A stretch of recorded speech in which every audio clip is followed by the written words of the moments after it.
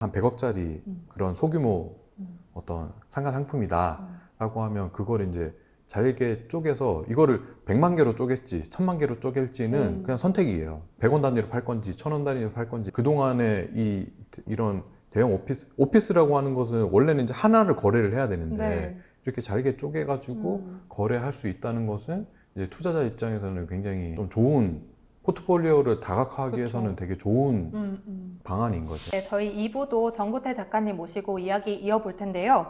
1부에서 이제 작가님께서 모든 이 실물 자산이 토큰화 될 거다. 그러면 지금 거래가 안 되는 자산들도 거래가 가능하게 될 거다. 이런 말씀을 주셨는데 지금 거래가 안 되는 자산은 예를 들면 뭐가 있을까요? 과거에 우리가 온라인 상거래가 되기 직전에 보면 대부분 우리는 오프라인 상점을 갔잖아요. 그렇죠. 근데 오프라인 상점은 공간이 정해져 있죠.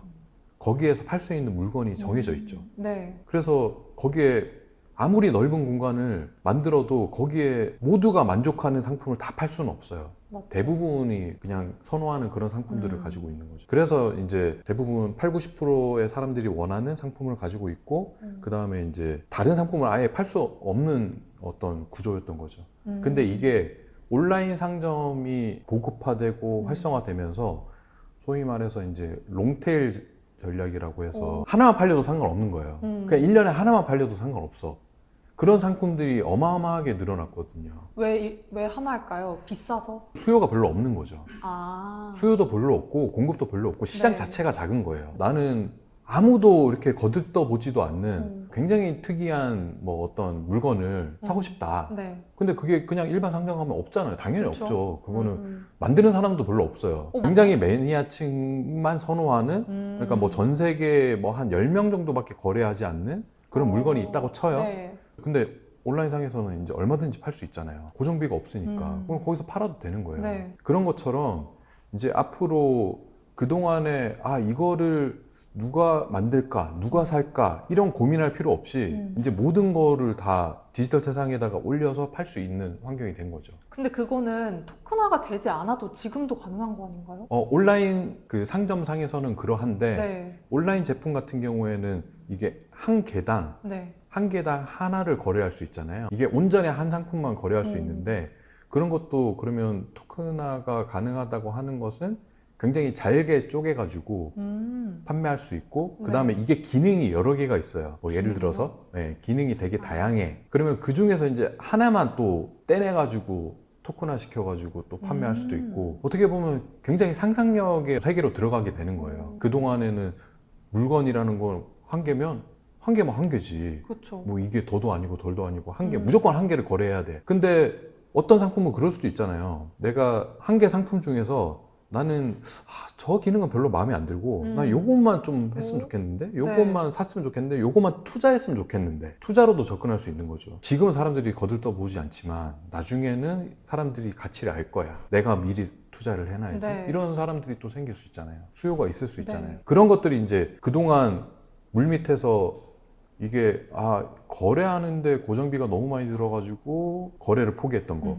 시장이 너무 작아서 포기했던 거, 기능이 너무 복잡해서 포기했던 거, 이런 것들이 이제 막 나오는 거죠. 그럼 어떻게 보면 기업에서도 주식 상품을 굉장히 세분화시켜가지고 낼 수 그렇죠. 있고 그 그렇죠. 세분화된 것마저도 투자자들은 더 잘게 나눠서 토큰화해서 살 수 있다는 말씀이시죠? 네. 이게 뭐 예를 들어서 제가 책에도 또 삼성전자 같은 경우에는 휴대폰도 만들고 그 다음에 생활 가전도 만들고 그 다음에 반도체도 만들잖아요. 네. 어떻게 보면 지금 반도체의 어떤 수혜를 가장 크게 보고 있는 기업이기도 하지만 생산하는 상품이 좀 달라서 그런지 아니면 SK 하이닉스보다도 지금 주가 상승률이 좀 떨어지긴 한단 말이에요. 근데 이 이유 자체가 삼성전자는 너무 다양한 상품을 만들고 있기 때문에 네. 반도체 섹션도 있지만 핸드폰도 있고 그렇죠. 생활 가전도 있고 나머지 뭐 다른 사업도 막 한단 말이에요.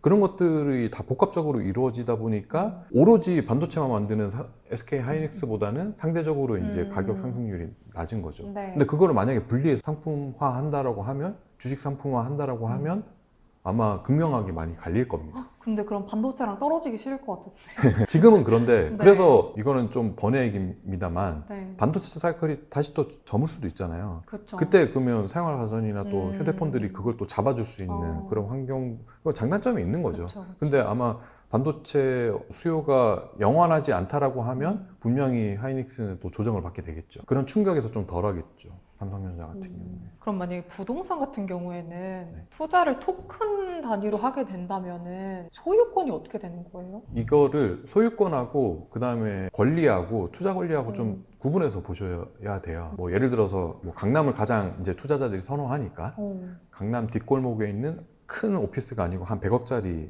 그런 소규모 어떤 상가 상품이다라고 하면 그걸 이제 잘게 쪼개서 이거를 100만 개로 쪼갤지 1000만 개로 쪼갤지는 그냥 선택이에요. 100원 단위로 팔 건지 1000원 단위로 팔 건지 10,000원 단위로 팔 건지 그건 선택이에요. 네. 선택인데 그거를 잘게 쪼개가지고 거래를 시킨다라고 했을 때 그동안에 이런 대형 오피스라고 하는 것은 원래는 이제 하나를 거래를 해야 되는데 네. 이렇게 잘게 쪼개가지고 거래할 수 있다는 것은 이제 투자자 입장에서는 굉장히 좀 좋은 포트폴리오를 다각화하기 그쵸. 위해서는 되게 좋은 방안인 거죠. 그래서 그동안에 이런 부동산들 중에서도 좀 선호도가 떨어졌던 것들 아니면은 좀 시장이 애매해가지고 아예 대형 오피스는 큰 자산운용사가 탁 사거나 아니면은 작은 이제 뭐 이런 주택 단위들은 개인이 샀는데 이런 좀 애매한 뭐 이런 오피스들 이런 것들은 어떻게 거래하지?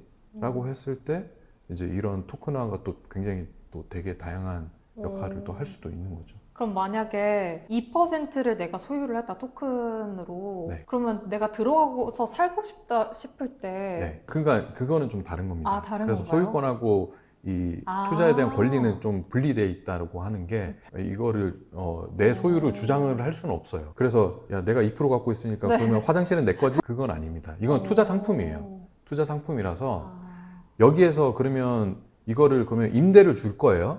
임대를 주면 거기서 또 월세도 나오겠죠? 네네. 그러면 그거를 약간 주식에 배당하는 것처럼 또 이제 투자자들한테 나눠서. 또 나눠서 줄 수도 있는 거죠. 그러면 보유하고 있음으로써의 배당 수당도 챙길 수 있고 그 다음에 이제 나중에 매각했을 때 시세 차익도 이제 네. 또 얻을 수 있고 그런 이제 상품이 될 수 있는 거죠. 실제로 지금 비트코인으로 그런 식으로 거래가 이루어지고 있죠. 비트코인뿐만 아니라 우리나라에서도 이제 지금 법 개정이 의결됐지만 사실 시행은 이제 내년 초인데 조각 투자 이제 우리나라에서는 토큰 증권이라고 해서 네. 그런 업체들이 이런 사업을 하고 있죠. 그러면 주식 그 투자가 어떻게 바뀌어 나갈까요? 좀 더 다양해지는 거라고 볼 수 있을까요? 그렇죠. 대부분이 이제 투자자는 개인들이실 것 같은데 강남에 있는 야 오피스 뭐 이런 데도 한번 좀 투자를 하고 싶다. 근데 나는 내가 총 투자할 수 있는 자금이 한정돼 있어요. 이거 뭐 어떻게 사 이거를 여기에다가 살 수 있는 방법이 없잖아요. 근데 이제 그렇게 되면 내가 살 수 있는 방법도 생기고 그 다음에 내가 뭐 급전이 필요할 수도 있잖아요. 주식도 편한 점이 그거잖아요. 황금성이 굉장히 쉽다는 거잖아요. 이것도 마찬가지로 지금 이제 소위 장외거래소라고 해서 지금 토큰증권 전용 장외거래소를 만들고 있거든요. 거기서 이제 필요한 사람한테 갖다 팔 수도 있는 거고 상대방은 강남 부동산 더 오를 것 같은데 그런 사람이 네. 있을 거고 네. 근데 내가 청약에는 참여를 못했어. 근데 나는 청약에는 참여했지만 지금 급전이 필요해. 네. 아니면 떨어질 것 같아. 강남 이제 고점일 것 같아. 네. 그러면은 거기 거래소에서 파는 거죠. 그러면 이렇게 조각 투자가 이제 상용화가 된다면 어디에 투자를 해야 될까요? 사실 이거는 상품이 굉장히 다양해질 거기 때문에 그러니까요. 좀 우려하는 부분은 원래 블록체인 기술이라는 걸 통해서 토큰화라는 거는 제가 세상의 모든 자산이 다 토큰화 될 수 있다고 말씀드렸잖아요. 근데 이게 또 정부가 개입하고 투자자 보호라는 측면에서 보면 또 세상의 모든 자산을 토큰화하면 실제로 좀 이렇게 가치가 없는 사람들이 선호하지 않는 상품들이 나와서 그냥 제대로 공부하지 않고도 이제 투자를 해서 피해를 보는 사람들이 또 생길 수도 있거든요. 그러네요. 그래서 그런 것 때문에 이제 정부가 계속 이제 좀 규율을 만들 거예요. 그러면 아까 편의성하고 안정성은 불가분이라고 말씀드렸잖아요. 그러면 이제 이거를 또 엄격하게 보면 이런 다양한 상품들이 좀 줄어들 수 있는 거죠. 다양한 상품이 늘어나면 투자자 또 피해가 생길 수 있는 거고. 그래서 이거를 이제 어느 정도로 조절할 거냐. 이거는 이제 조금 지켜봐야 되는 거죠. 정부가 머리가 너무 아플 것 같아요. 이런 복잡성의 세계에 네. 살고 있습니다. 우리가 너무 이미. 복잡해요. 네. 왜냐면 지금 당장 닥치지 않았기 때문에 뭐가 어떻게 실물 자산이 토큰화 될지도 모르는데 그걸 생각하면서 그러면 제도를 짜야 되는 거잖아요. 그렇죠. 근데 아마 뭐 예상하지는 않을 것 같고 이제 사업자들이 제안을 하겠죠. 우리 이런 거 오. 토큰화 시키고 싶어. 과거에 이제 혁신금융 받았던 아이템 중에서는 되게 재밌는 거는 항공기 엔진도 있어요. 항공기 엔진이 지금은 좀 기사에서 많이 사라지긴 했는데 이게 항공사들이 항공기를 직접 구매하는 것도 있지만 이거를 보통 리스를 많이 하거든요. 네. 근데 항공기의 핵심은 엔진이에요. 그래서 엔진이 얼만큼 노후화됐냐, 이거 만들 수 있는 회사도 굉장히 한정적이고, 그래서 이거를 누가 먼저 소유를 했느냐도 항공산업에서 되게 중요한 팩터거든요. 네. 그래서 이거를 미리 사자, 미리 투자해서 미리 사자, 네. 토큰화해서 사자, 뭐 이런 개념인 거죠. 그런 이제 재밌는 상품들이 우와. 나올 수 있죠. 근데 이것도 또 한편으로 보면 갑자기 또 팬데믹 같은 게 왔어요. 그러면 항공 수요가 뚝 떨어질 거잖아요. 그쵸. 그러면 이게 나는 엄청나게 많이 투자했는데 항공 수요가 항상 있을 줄 알고 또 피해를 볼 수 있잖아요. 이런 것들을 또 이제 정부에서 생각 안 할 수가 없죠. 와, 그럼 기업들 입장에서는 또 이렇게 수익 창출을 새로 할 수 있는 통로가 되는 거니까 네. 그런 고민도 많을 것 같아요. 어떤 걸 투자할 수 있도록 네. 만들지. 네, 그렇죠. 이제 기업들의 어떤 그런 시도들이 굉장히 많아지겠죠.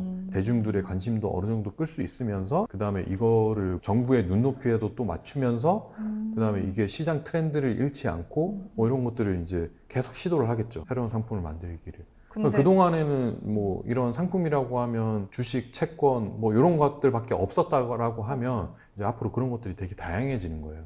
그런 측면에서는 이제 투자자들의 선택권이 굉장히 늘어나지만 또 이제 그 중에서 잘못 선택하면 더 손해를 크게 볼 수 있다. 그러면 이렇게 디지털 자산 시장에서 내가 샀어요, 그거를. 그래서 내 자산이 됐을 때 수탁이라는 개념이 등장하더라고요. 네. 이게 굉장히 중요한 무기가 된다고 하는데. 이게 블록체인을 조금 공부해 보시면 전자지갑이라는 게 은행으로 따지면 이제 계좌 같은 역할을 하고 네. 그 다음에 여기에 이제 매칭돼서 프라이빗 키라는 게 나와요.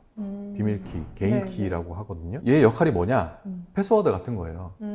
내가 전자지갑 주소의 어떤 주인임을 증명하는 거죠. 주인임을 어떻게 증명하냐? 내가 비트코인을 이 전자지갑 주소 안에 10개 있는데 이거를 남한테 제3자한테 한 개 보내겠다라는 거를 여기다가 사인을 할 수 있는 거예요. 내가 온전히 통제권을 갖고 있다는 거죠. 그래서 이 블록체인 시장에서는, 가상자산 시장에서는 이 프라이빗 키 관리가 굉장히 중요해요. 근데 대부분은 이거를 잘 모르고 계세요. 왜냐하면 거래소를 통해서 거래를 하시는데 이거는 거래소가 대신 관리해줘요. 그래서 신문상에서 보시면 뭐 거래소가 해킹당했다. 올 초에도 뭐 맞아요. 바이빗 같은 데 해킹당했다. 뭐 이런 기사들 보시면 해킹당했다는 거는 고객의 프라이빗 키를 잃어버렸다는 거예요. 탈취당했다. 그래서 프라이빗 키 관리가 굉장히 중요하거든요. 프라이빗 키를 그러면 내가 관리할 거냐, 내가 종이에 이렇게 써가지고 아니면 불에 타지 않는 어떤 철제 뭐 문서 같은 데다가 써가지고 내가 안전하게 보관할 거냐, 네. 아니면 뭐 이거를 또 암호학적으로 접근해서 뭐 3개로 나눈 다음에 하나는 한국에 두고 뭐 일본에 두고 네. 중국에 두고 그렇게 관리할 거냐, 아니면 믿을 만한 회사한테 맡길 거냐. 네. 그래서 그거를 누구한테 어떻게 맡길 거냐, 어떻게 관리할 거냐라는 게 관점에서 나온 게 이제 커스터디인 거죠. 그래서 일반적으로 커스터디라고 하면 이제 제3자 커스터디, 이해관계가 없는 제3자가 프라이빗 키를 관리를 해주겠다. 거기 그곳의 보안이 굉장히 중요하겠네요. 네. 그래서 저희 회사도 이제 커스터디 회사인데 그런 어떻게 보면 이제 보안 회사에 가깝죠. 그래서 저희도 이제 중기부에서 이제 어떤 사업 제안을 하거나 할 때는 다 보안 회사로 지금 들어가고 있습니다. 근데 요즘 개인정보 유출도 굉장히 많이 일어나잖아요. 네. 그걸 동급으로 볼 수 있을까요? 어떻게 보면 개인정보보다 더 중요한 정보죠. 왜냐하면 개인정보라는 거는 1차 정보잖아요. 그쵸. 이걸 통해서 다른 거를 뭔가 할 수 있다는 거잖아요. 근데 이 프라이빗 키는 그냥 탈취하면 바로 내가 수행할 수 있어요. 근데 이거 해킹되면 어떻게 되는 거예요? 그 회사가 해킹이 돼버리면. 아까 전에 올 초에 이제 바이빗도 일종가 해킹 당했는데 네. 워낙 이제 큰 회사라서 네.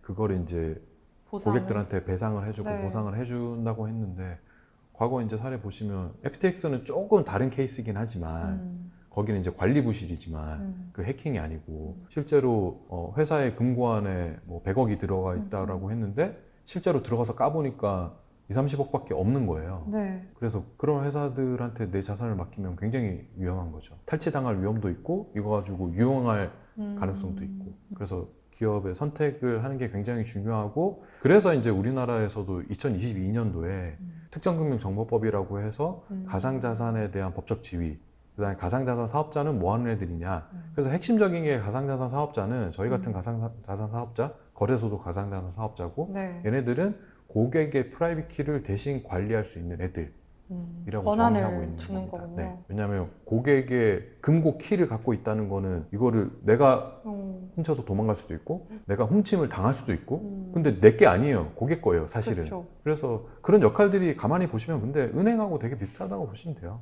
은행도 내가 믿고 그렇죠. 그냥 돈을 맡기는 거잖아요.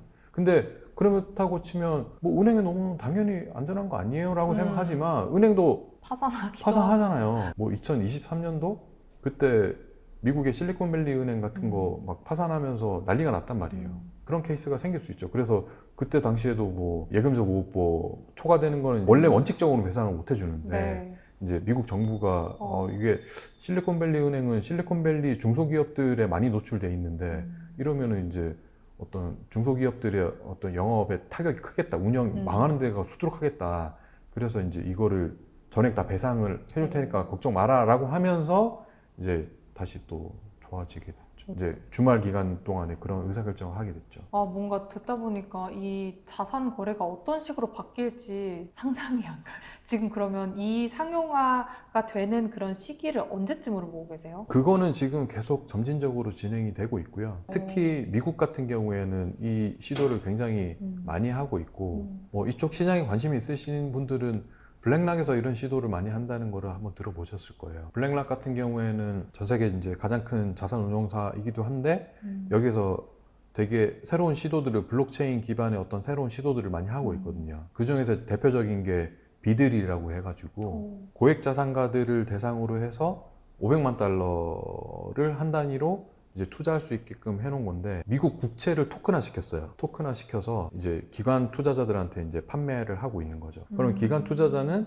원래는 이제 이 미국 국채를 살 수 있는 환경도 되게 어렵고 그 다음에 환매 같은 것도 되게 불편하게끔 되어 있는데 그런 것들을 그냥 되게 편하게. 근데 이것도 어떻게 보면 상용화는 했지만 어떻게 보면 시도인 거고 이런 것들을 통해서 이제 되게 다양한 시도를 할 거고 블랙락이 하니까 이제 나머지 피델리티라든지 프랭클린 템플턴이라든지 네. 이런 금융사들도 이제 다 이런 국제 토큰화 상품들 막 내놓고 있죠. 개인들도 그걸 살 수 있는 거죠. 개인들도 살 수 있죠. 프랭클린 템플턴에서 내놓은 벤지라는 얘네는 상품 이름이 벤지예요. 벤지는 개인도 투자할 수 있습니다. 우리나라도 얼른 그런 날이 오는 게 유리한 거네요. 그렇죠. 이거를 아무리 부정하고 뭐 동떨어져서 그쵸, 생각해 보려고 하더라도 그쵸. 자꾸 이런 가상자산의 어떤 위험성 이런 것들에 매몰돼 가지고 자꾸 생각하다 보면 할 수 있는 게 없어요.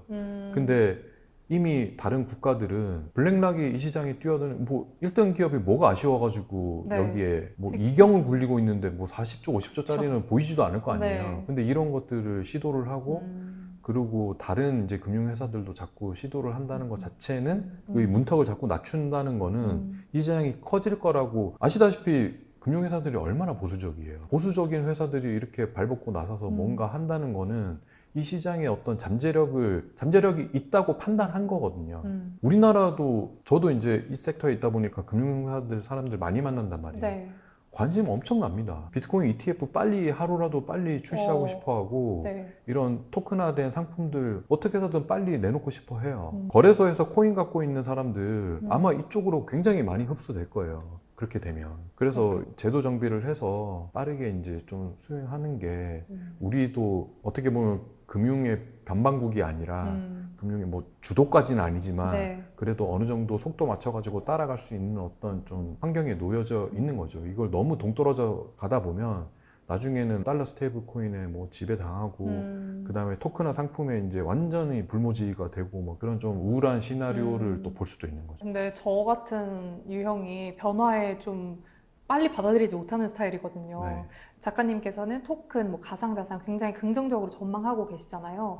저 같은 사람에게 마지막으로 한마디를 해주신다면 어떤 얘기를 해주고 싶으실까요? 이게 어떻게 보면 저는 뭐 여기 채널 구독자분들도 그렇지만 사실 구독자분들은 굉장히 투자에 있어서는 되게 앞서가고 있는 분들이라고 생각해요. 그렇죠. 깨어있고 맞아요. 변화를 할 생각을 가지고 있기 때문에 이런 거에 관심을 가지는 맞아요. 거고. 그래서 의심도 하고. 네. 다만 항상 의심 가지고 있다는 게 저는 나쁘다는 건 아니에요. 이게 굉장히 신중하고 그다음에 그만큼 또 관심이 있다는 거니까. 왜 그러면은 이런 대형 기관들이 왜 이렇게 움직이고 있고, 그다음에 미국에서는 왜 이걸 법제화를 굳이 해가지고 뭐 이렇게 하려고 하나. 그렇죠. 저 트럼프가 저 사기꾼인가?